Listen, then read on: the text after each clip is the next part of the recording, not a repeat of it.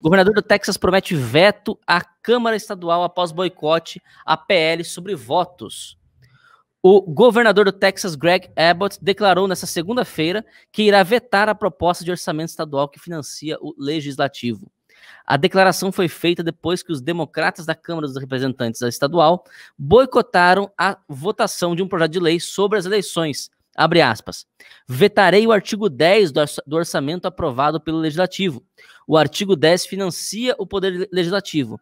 Não há remuneração para quem abandona suas responsabilidades. Fique atento, fecha aspas, disse Abbott em uma publicação no Twitter. No final da noite de domingo, vários deputados democratas deixaram a Câmara para quebrar o quórum e bloquear a aprovação do projeto de lei 7 do Senado. A casa teria somente até meia-noite de ontem para votar o PL. A proposta é criticada pelos membros do Partido Democrata por disposições que, segundo eles, ampliam as restrições e penalidades. A legislação foi aprovada pelo Senado Estadual no domingo, após um debate desde a noite de ontem, que se estendeu até amanhã do dia 30 de maio, conforme noticiou a mídia local do Texas. Tem muita coisa para explicar aí. Vou tentar aqui colocar algumas coisas em ordem, né?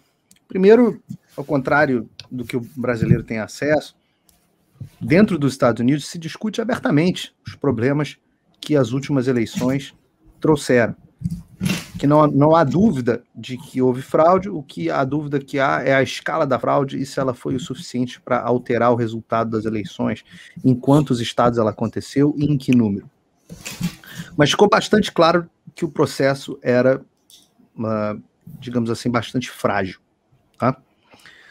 Vários estados, existem mais de 120 propostas legislativas, apesar de nós só termos 50 estados, existem mais de 120 propostas legislativas em curso nos Estados Unidos para alterar o sistema eleitoral. Não o sistema eleitoral, mas as regras eleitorais em cada um dos estados. Alguns estados de maioria republicana já foram bem sucedidos nessas aprovações. O primeiro deles foi a Geórgia. Geórgia que foi um estado que é tradicionalmente republicano, que tem governo republicano, tem parlamento republicano, mas que Joe Biden miraculosamente venceu pela primeira vez que um democrata vence a Geórgia em não sei lá quantos anos.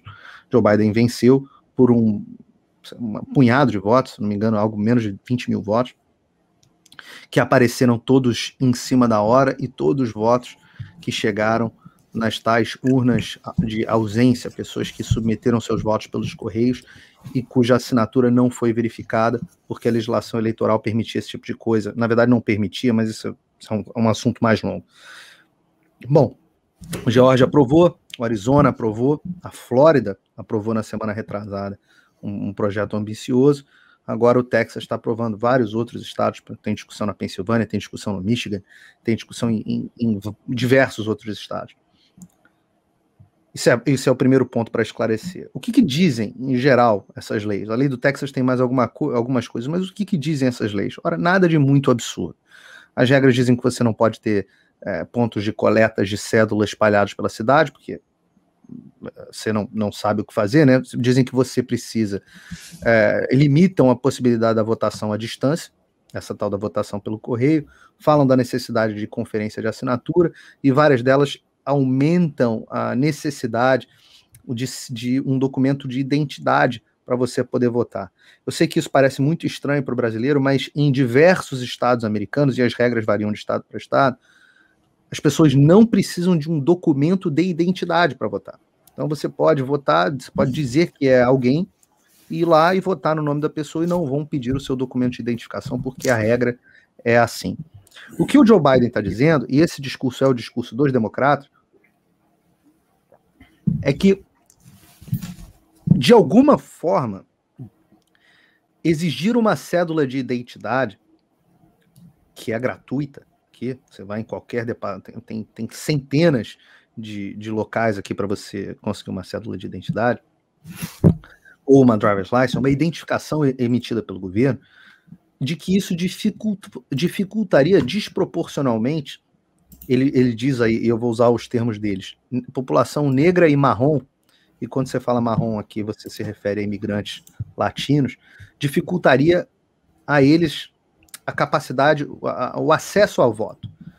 E isso é bastante ofensivo, porque parte do pressuposto de que negros ou marrons, o termo que ele usa, eu não gosto desse termo, mas enfim, é o termo que ele usa, negros ou marrons têm dificuldade, são burros, são de alguma forma esse sujeito ele não tem a capacidade de tirar um documento de identificação. Por quê? Que tipo de racismo é esse? Por que ele fala afeta desproporcionalmente essas populações? Por quê? Qual é a dificuldade dessas populações de irem a um DMV? Eu digo o seguinte, ora, essas populações são exigidas por lei a apresentar um documento para comprar uma bebida alcoólica. Você quer dizer que aqui você precisa apresentar a identidade de verdade em qualquer lugar que você vai comprar uma bebida alcoólica? Você quer dizer que negros e latinos não conseguem um documento para comprar bebida alcoólica? Para você comprar um remédio para gripe? Para você ter acesso a um remédio? Para você entrar dentro de um avião?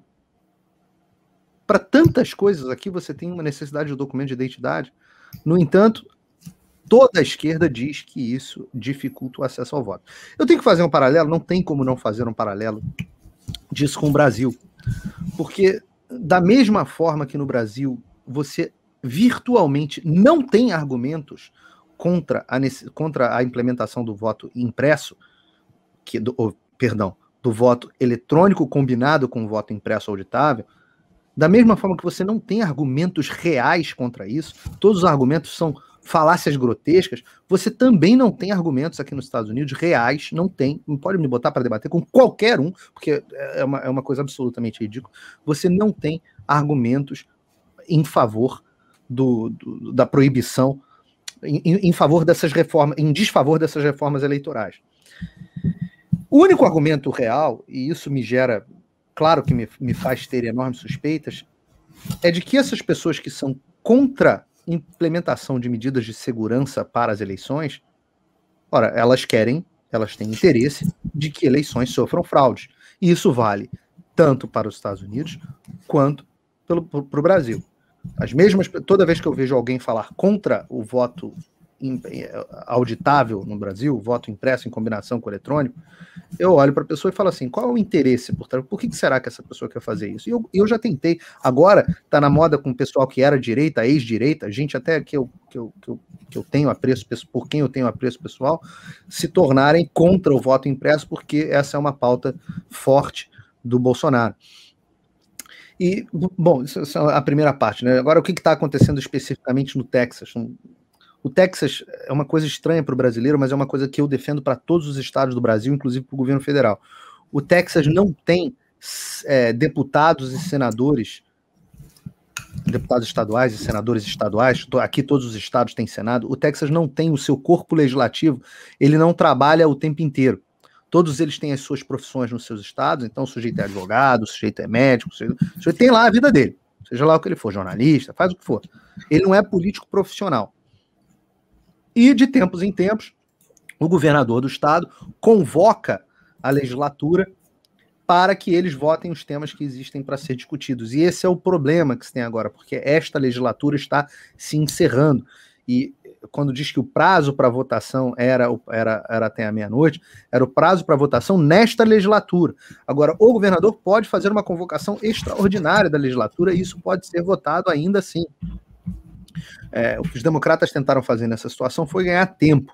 O governador diz que vai, então, tirar o dinheiro das legislaturas, porque eles também mantêm, mesmo não estando lá o tempo inteiro, eles têm os seus assessores, têm o seu corpo lá que fica de tempos em tempos. Eu acho que seria uma maravilha no Brasil se a gente não tivesse Assembleia Legislativa, Câmara de Vereadores, nenhum político profissional, todo mundo tivesse as suas profissões nos seus estados, e aí, de tempos em tempos, em vez desses vagabundos trabalharem de terça a quinta, só na parte da tarde, ficarem fazendo CPI para aparecer, a gente convocasse eles, olha, tem essa e essa pauta, vamos ficar aqui, vocês vão trabalhar de 9 às 18 todos os dias e vão cumprir aqui durante 2 meses a pauta de votação, senta o pau em tudo que é para votar, a favor ou contra, e a vida que segue, né?